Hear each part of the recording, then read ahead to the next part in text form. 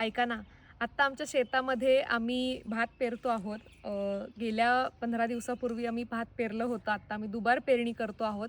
तेव्हा भात पेरलं होतं, तेव्हा थोडा पाऊस झाला होता आणि त्यानंतर पाऊस अजिबात झाला नाही. त्यामुळे काहीच भात रुजून आलं नाही. अगदी किरकोळ कुठेतरी मागे रुजून आलेलं तुम्हाला दिसत असेल. तर त्यामुळे आता पुन्हा एकदा आम्ही भात पेरतोय. हे आहे इंद्रायणी.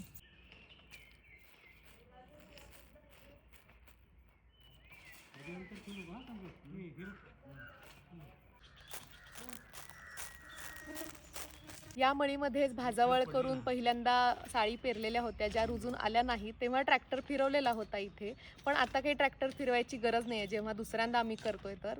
तर हे जे कुदलं आहे, त्या कुदल्यानं फक्त असं वरती-वरती नांगरून घेतात हलकं, खूप खालपर्यंत नाही नांगरत आहेत, जेणेकरून त्या बियाण्याचं आणि माती सगळी एकत्र होऊन एकसारखा थर तयार होईल.